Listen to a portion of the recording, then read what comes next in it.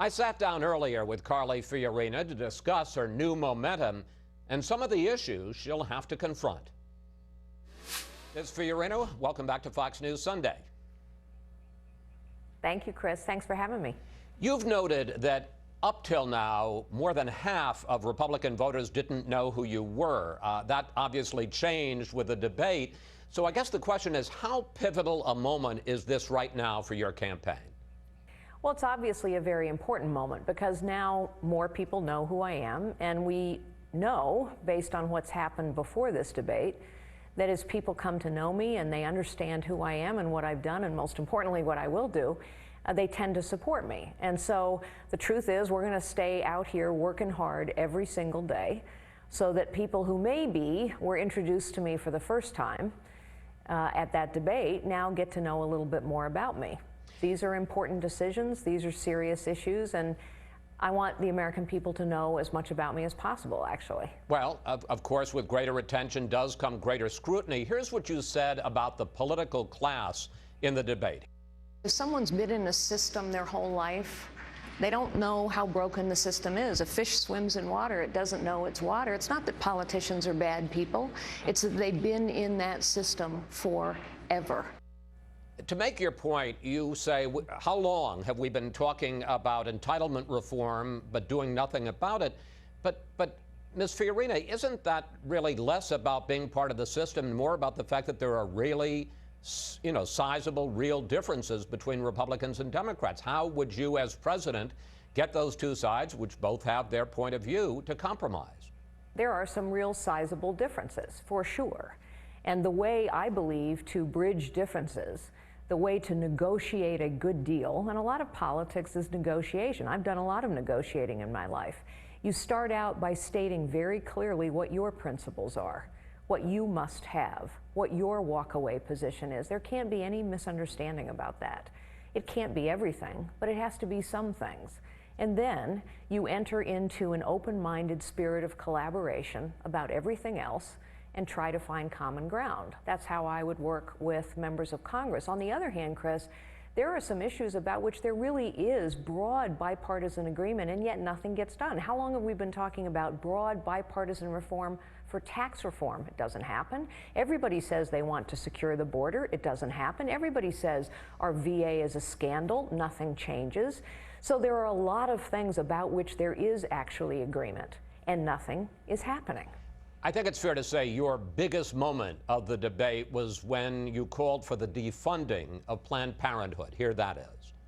I dare Hillary Clinton, Barack Obama to watch these tapes. Watch a fully formed fetus on the table, its heart beating, its legs kicking, while someone says we have to keep it alive to harvest its brain. This is about the character of our nation. And if we will not stand up and force President Obama to veto this bill, shame on us. First of all, do you acknowledge what every fact checker has found, that as horrific as that scene is, it was only described on the video by someone who claimed to have seen it? There is no actual footage of the incident that you just mentioned.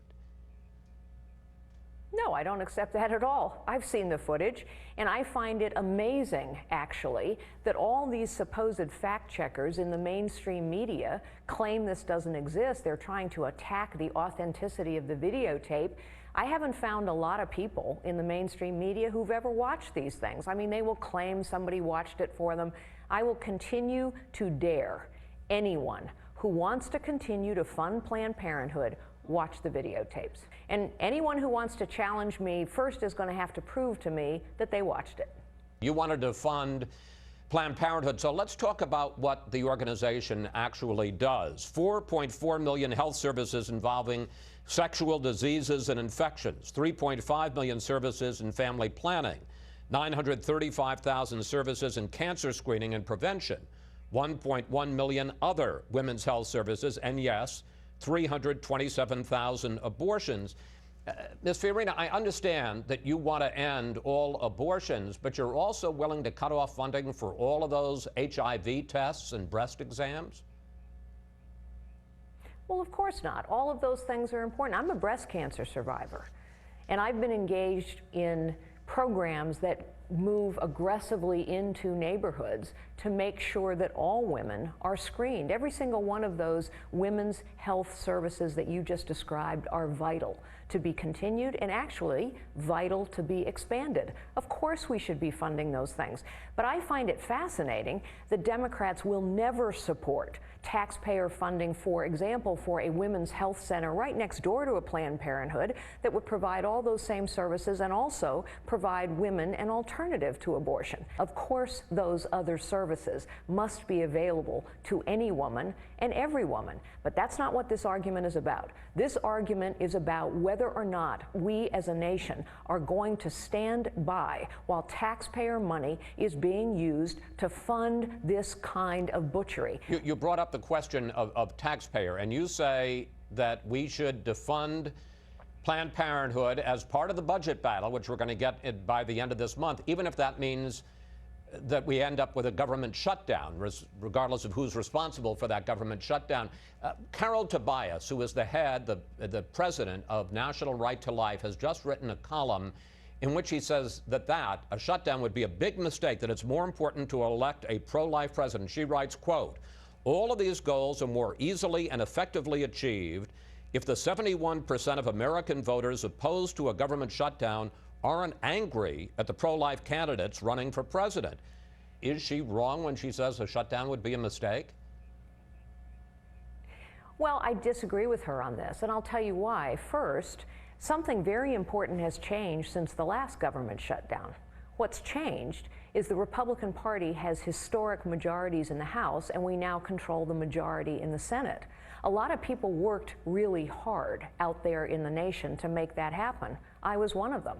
And I think people worked hard because they expected a change based on that majority. And I do think that people want to know, what do we stand for? What does our party stand for? What do I stand for?